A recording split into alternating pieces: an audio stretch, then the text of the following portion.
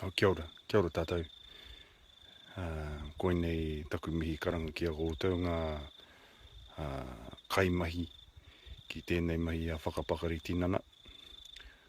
Oranga Māori, etahi o ngā kaiako ki tēnei, o ngā kura o te motu, a tēnā koutou. Well, it's 3:30 in the morning.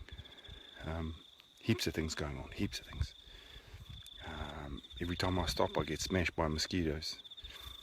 Quick little bit of whakapapa about this idea here and how it connects to physical activity.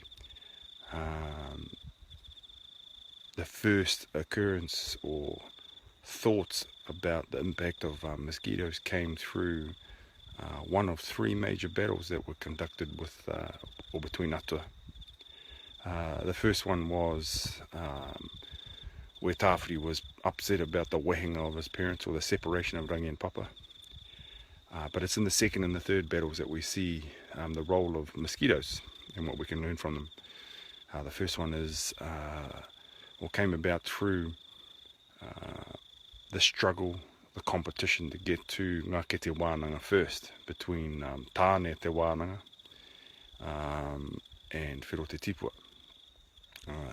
During this battle with each other to get to the top, unbeknownst to Whiro Te Tipua, Tāne had been given the tohi rights up on the tihi o Manono. However, Whiro Te Tipua made a request to his brother, Matua, if he could borrow his children to attack Tāne. Now his children were all those animals and insects that can fly and draw blood. So here we have kārearea, kahu, peka peka, namu namu, and waiwairoa. For some reason peke tua occurs in some of these as well.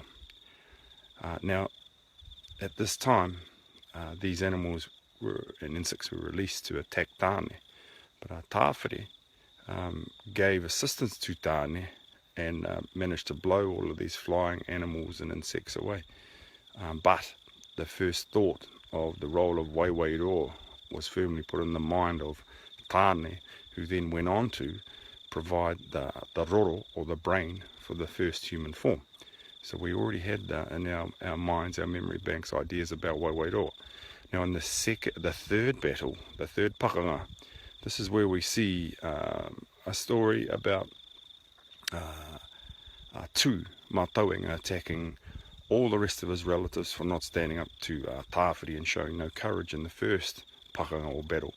Now during this time, this is when it got really interesting, was two Mātauenga punished all of his relatives by eating their children. Now it's not as bad as it sounds. We're talking about eating his children. We're talking about the Rongo Marairua, whose children were kumara, and Tangaroa, whose children were fish. Haumia Tiketeke, whose children were aruhe, or the fern root. But the interesting thing here is that depending on whether you go down the whakapapa line from Matua or of Haumia Tiketeke, we get the presentation of insects. And it's here that Namuiria's firstborn was killed by two Mātauenga. The Namuiria is the sandfly. Now, sandfly decided to attack all humans from that point onwards. And he said that he was going to do it during the day and didn't care how many he lost. But Waiwairoa, who was his close brother, said, well, I'm going to attack at night and I'm only going to take one or two. Now why this is interesting to physical activity or whakapakari tinana is that, in my opinion, when we conduct any kind of one-on-one training in the early morning or in the late evening, it should be done quietly and with very small numbers. But if we're doing group sessions during the day, we then move in the form of Namuiria, the sandfly, so we can be as verbose or loud and obnoxious as we like, and we can go en masse and do it during daylight hours. So there's the crossover. So Waiwairoa has been smashing me here, and I've learned quite a bit from his role.